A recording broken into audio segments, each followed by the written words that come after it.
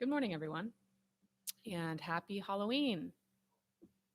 Today we will be reciting the Three Refuges as well as the Heart Sutra.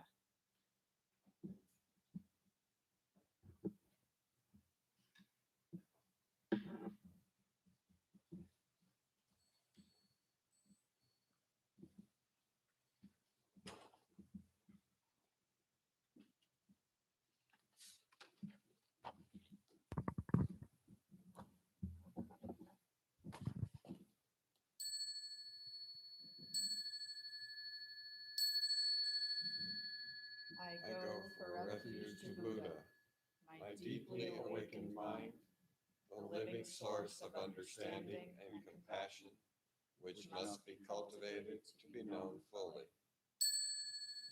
I go for refuge to Dharma, the path of mindful living, leading to healing, joy, and enlightenment, the way of peace, which must be cultivated to be known fully. I go for refuge to the Sangha, the loving and supportive community of practice, realizing harmony, awareness, and liberation, which must be cultivated to be known fully. I am aware that the three jewels are within my heart. I vow to realize them. I vow to understand living beings and their suffering. I vow to cultivate loving kindness and compassion, and to practice joy and equanimity. I vow to live simply and sanely, content with few possessions, and to keep my body healthy. I vow to let go of all worry and anxiety in order to be light and free. I am aware that I owe so much to my parents, teachers, friends, and all beings. I vow to be worthy of their trust, to practice wholeheartedly, so that understanding and compassion will flower, and I can help living beings be free from their suffering.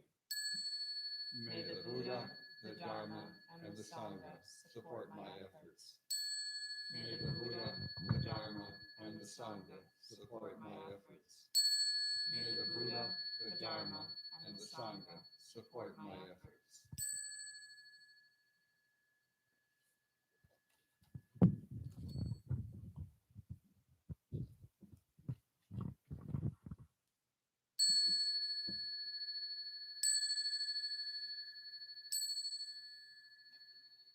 The Mahaprajna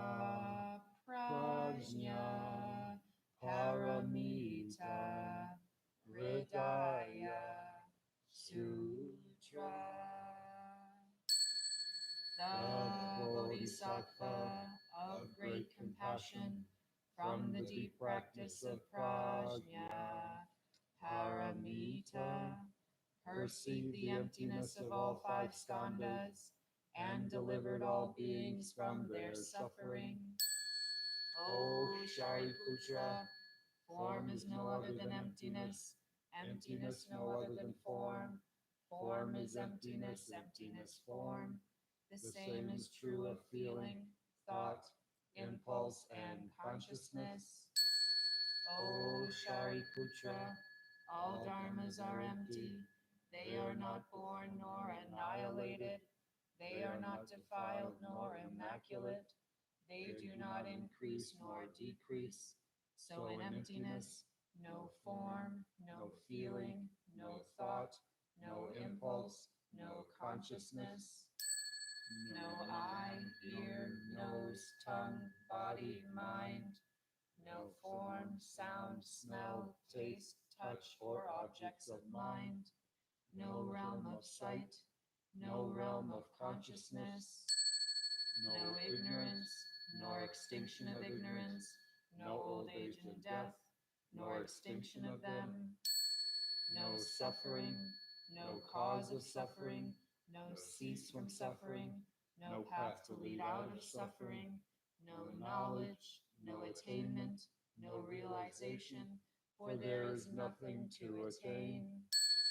The Bodhisattva holds on to nothing but prajna paramita, Therefore the mind is clear of any delusive hindrance. Without hindrance there is no fear. Away from all perverted views, one reaches final nirvana. All Buddhas of past, present, and future, through faith in prajna, paramita, attain to the highest perfect enlightenment. Know then the prajna, paramita, is the great Dharani, the radiant peerless mantram, the utmost supreme mantram, which is capable of allaying all pain. This is true beyond all doubt. Proclaim now the highest wisdom, the prajna, paramita. Gate, gate, para gate, para samgate, bodhisvaha. Gate, gate, para gate, para samgate, bodhisvaha. Gate, gate, para gate, para samgate, bodhisvaha.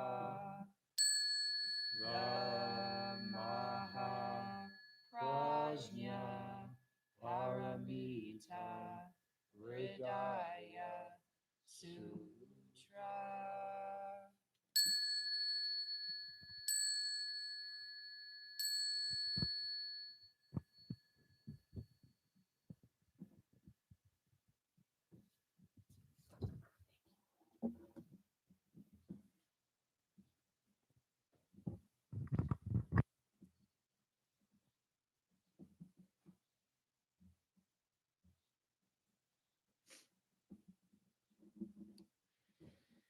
Happy Halloween.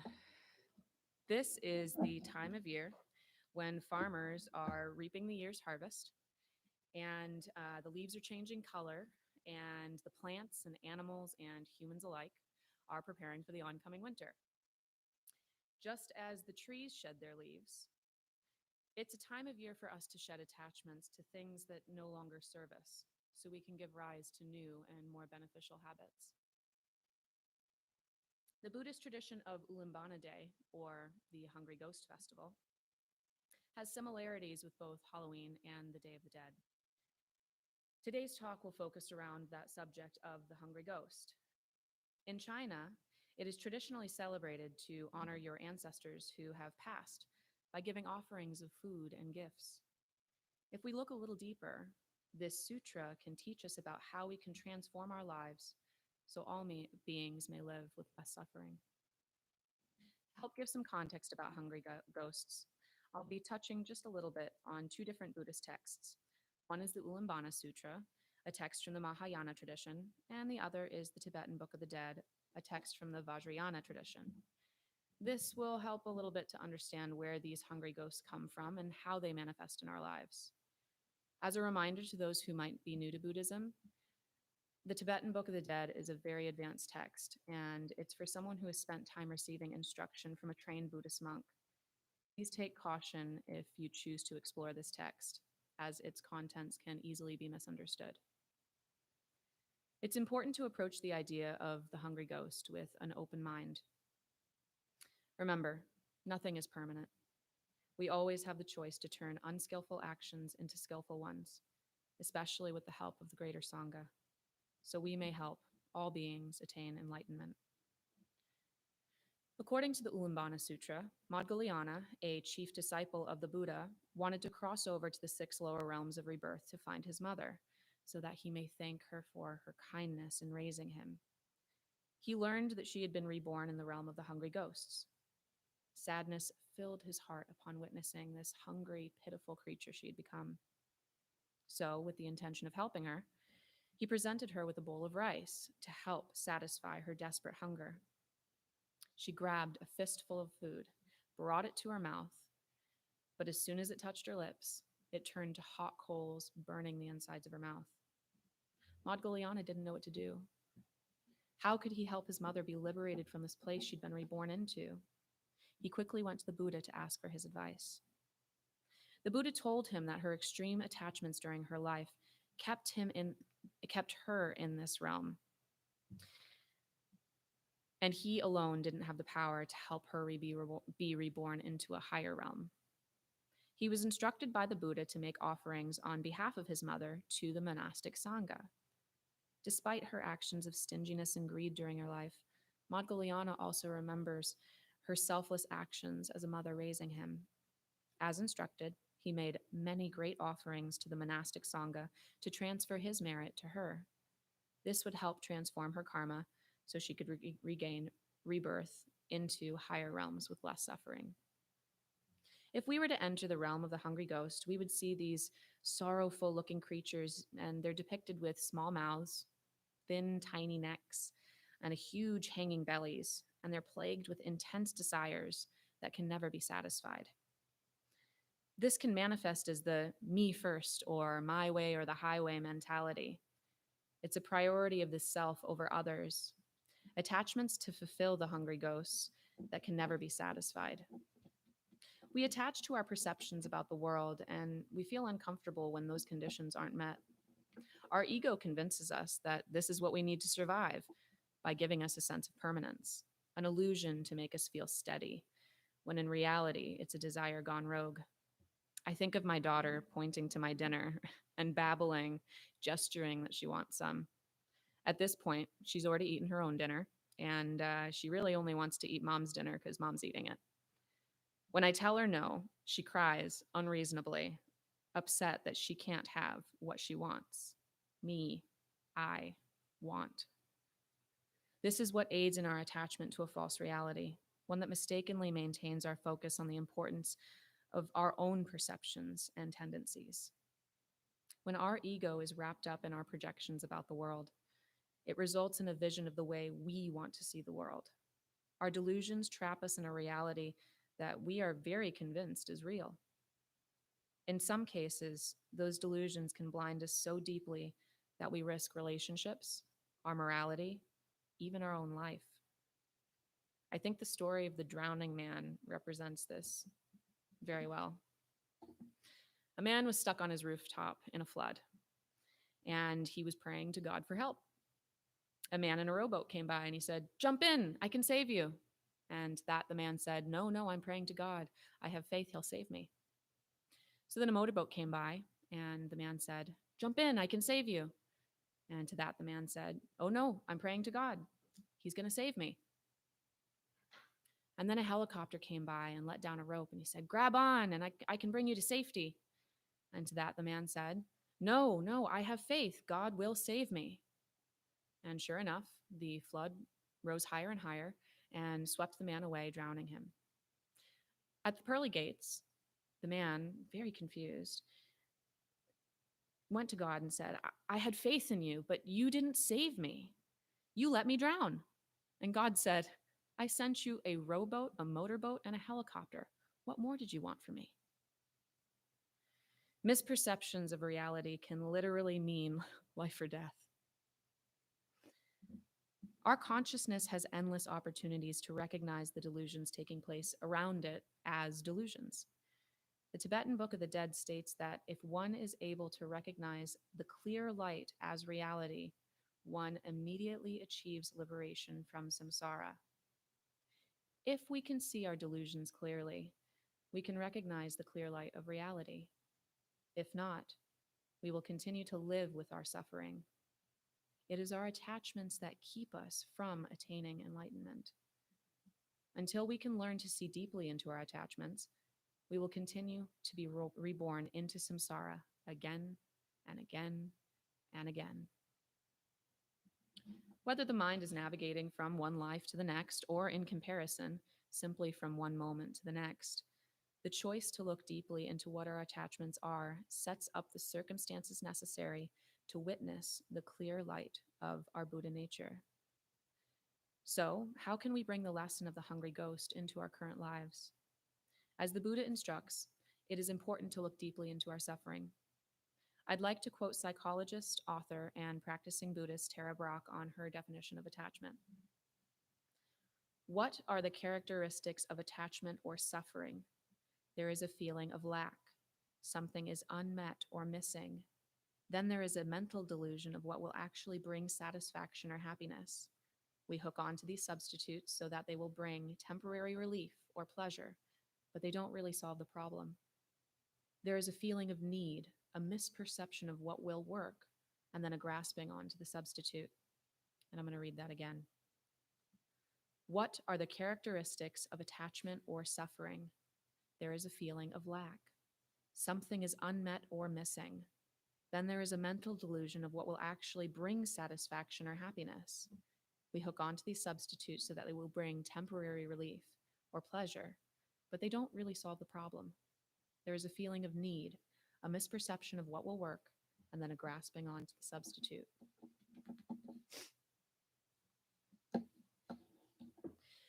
This is the hungry ghost at its core, this inability to satisfy our deeper needs. It's the itch that can't be scratched. We have substituted genuine connection with ourselves and others with attachments to things that won't fulfill the deeper need. We become prisoners to our attachments, convinced that they are the best that we can do. I was addicted to smoking cigarettes for 8 years. It's all that I could do to keep from having one more smoke. I noticed that my cravings came from loneliness. I would smoke more often around my friends over conversations. I connected this habit with a feeling of genuine connection, as if the cigarette was responsible for making the genuine connection possible.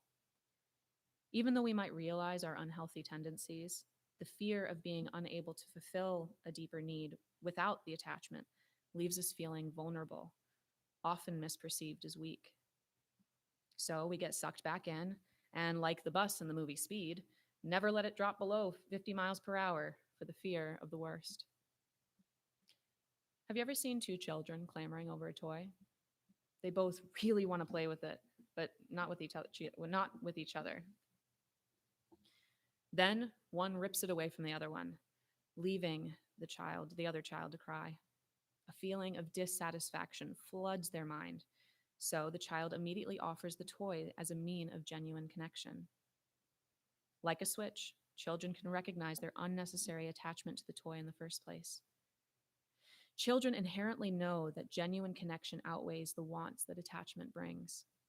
As we grow older, our fear causes us to internalize our attachments. It's our fear that keeps us locked in this cyclical behavior. If our attachments grow in strength, they can manifest in the forms of addiction. Compare a hungry ghost to the addiction cycle. Discontent leads to craving, craving to using, using to loss of control to shame and regret to weakened resolve.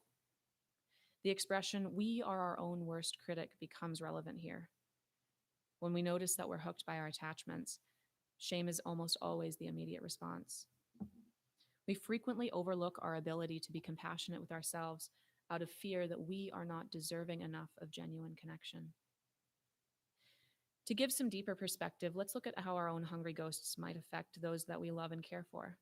One of my daughter's favorite songs is Frere Jacques. It's about a lazy monk that didn't want to get up to ring the morning bell. His roommate would complain to him, "Brother Jack, why do you sleep? The morning bell needs to be rung so us monks can wake up on time for service."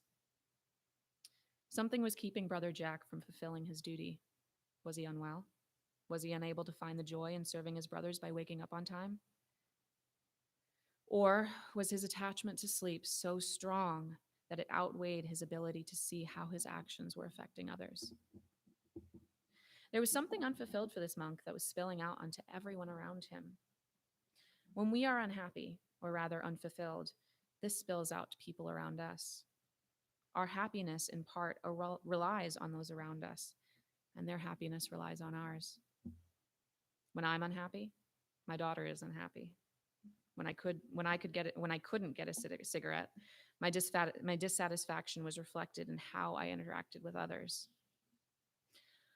Often, we are the very object that our hungry ghost is frequently consuming. Like a blood-sucking leech, these hungry ghosts seem to drain us of our energy. However, we must remember that it takes two to tango. The Buddha said, "When watching after yourself, you watch after others. And when watching after others, you watch after yourself." If we only care for ourselves, we are negligent to the interdependence that brings our own security and safety. On the flip side, if we only care for others, we will burn out. If we are swayed by attachments and aversions, we remain handicapped in actually benefiting those around us. Just like Frere Jacques, our attachments can keep us from honoring our fellow beings. The Buddha shared his knowledge of the Four Noble Truths with us so that we may come to intimately know our attachments. Just like the scene in The Wizard of Oz, when the man behind the curtain is revealed, when we can identify and look deeply into our attachments, we can strengthen our resolve to release them. In order to trust my ability to have a genuine connection with myself and with others without the use of a cigarette, I had to take the time to deeply examine my attachments. I developed a habit of treating the cigarette like an old friend, one that I forced it to be around when I felt like I had no one else. It was my way of feeling like I was in control, like I could somehow fix all of my problems as long as I had a smoke. But it never did. Like drinking salt water to cure thirst, the substitute never really satisfies the deeper need. What I really needed was to accept the true reality of things. I had the ability to connect with myself in so many other productive ways: writing poetry, dancing, meditating, a cup of tea with friends.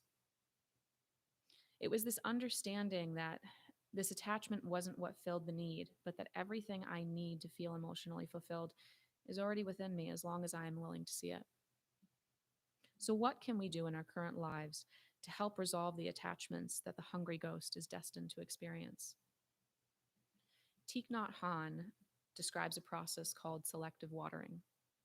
This is a process of mentally watering flowers, or the positive seeds of your mind, and not watering the seeds, or the negative or challenging seeds. Not watering the weeds, excuse me. By doing this, we can choose to strengthen the positive mental formations and bring joy to the mind. When navigating the waters of learning how to strengthen wholesome habits, please remember to be gentle with yourself. Remember that the perceptions of good or bad have no place here. As reminded by my own teacher, the Shin Ming offers this advice in its opening verse. The great way is not difficult for those not attached to preferences. When neither love nor hate arises, all is clear and undisguised. Separate by the smallest amount, however, and you are as far from it as heaven is from earth. There is a Native American story of the two hungry wolves. A Cherokee elder tells his grandson, "Inside each of us, there is an ongoing battle between two wolves. One is faith, goodness, and openness, and the other one is fear, doubt, and despair. This epic battle is happening within each of us, this fight between fear and love. We fight this battle all through our lives, and eventually, one wolf will win." The boy, no longer being able to contain his curiosity, says, "Well, grandfather, which wolf wins?" And he says, "The wolf that you feed will win." Whatever we practice regularly is strengthened. The Buddha said, when evil, unskillful thoughts connected with desire, hate, and delusion arise in a bhikkhu through reflection on an advantageous object, he should, in order to get rid of that, reflect on a different object which is connected with skill. Then the evil, unskillful thoughts are eliminated. They disappear. By their elimination, the mind stands firm, settles down, becomes unified, and concentrated just within the subject of meditation. Keeping in mind, words can be interpreted in many different ways, and that is a direct quote from a sutra. So when using words like evil, they can be switched with words like unskillful. We are encouraged to strengthen the beneficial habits of our mind and to let the not so beneficial habits atrophy. When met with compassion, a hungry ghost loses its power. Noticing and understanding the triggers behind the cyclical destruction of our attachments allows us to become more aware of our habits, and therefore we can make different choices about how we respond. We can water the flowers, or we can water the weeds. I like to remind my dance students that Rome wasn't built in a day, and I bet the architects ran into a problem or two along the way. Just as Maud Goliana showed gentleness and compassion to the hungry ghost of his mother, we too must be able to express love and compassion to our suffering and offer a listening ear and a kind heart to our unfulfilled needs. It takes time to understand our attachments so that we may find the resolve to let go. Ajahn Brahm compares progress to climbing up a ladder. You can't get to the next rung until you've let go of the last one. Just as we come back to the breath, if we use our mindfulness skillfully, we can see that in every moment of every day, there is a lesson to be learned. One of my favorite quotes is from author Sarah Naphtali in the book Buddhism for Mothers. She says, "Let the world be your medicine." Taking the time to be present with what's real in each moment brings us back to our authentic self. The Tibetan Book of the Dead reminds us, remember the clear light, the pure, clear, white light from which everything in the universe comes, to which everything in the universe returns. The original nature of your own mind, the natural state of the universe unmanifest. Let go into the clear light. Trust it. Merge with it. It is your own true nature. It is home. This Halloween season, I encourage you to notice what kind of attachments might be manifesting in your life. Spend time looking deeply into why these attachments no longer serve you. Remember that when you show compassion to your hungry ghosts, you are strengthening your capacity to return to the genuine and loving place in your mind, to the clear, white light of your Buddha nature. Be kind to yourself. Feel all of the feelings and know that underneath all the delusions, we all have the fundamental working materials that enable Buddhahood. Please prepare for meditation.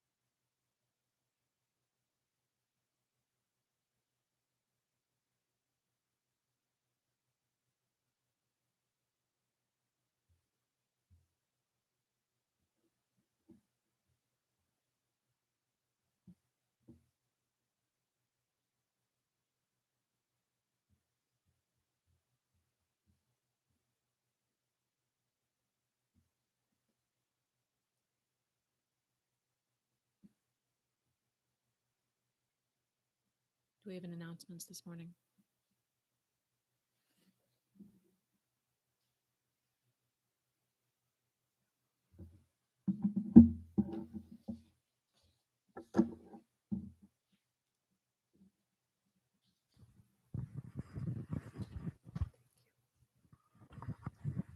Good morning. My name is Gail. I'm from the fundraising committee, as some of you probably already know by now. This morning, I'd like to talk about just two things. And Halloween is no longer upon us, but excellent points about that. Christmas is coming. And what I'd like for people to consider is Amazon Smile.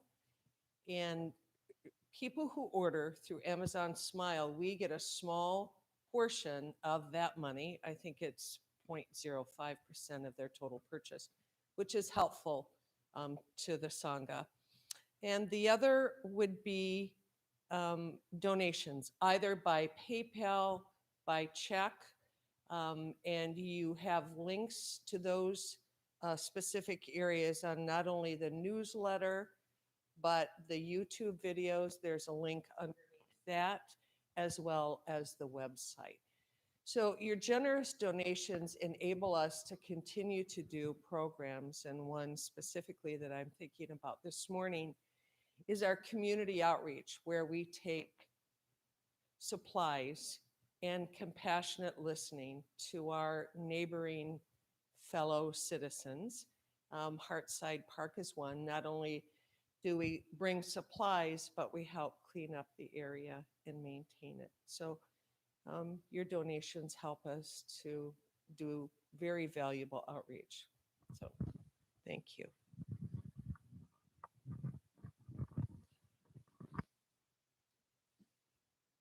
Thank you so much, Gail. And a huge thank you to our tech team today, Bethany and Keith, for keeping our program live for you today. We are going to close with our Gatha recitations.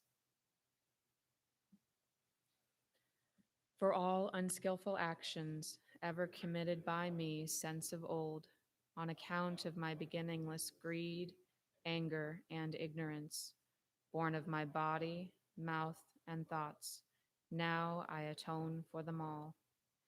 Vast is the robe of compassion, a formless field of benefaction.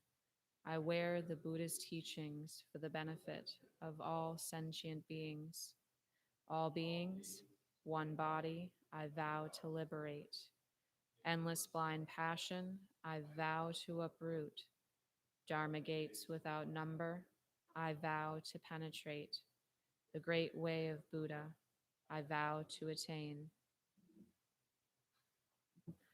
Please join us afterwards for some conversations and our virtual tea time. Thank you so much.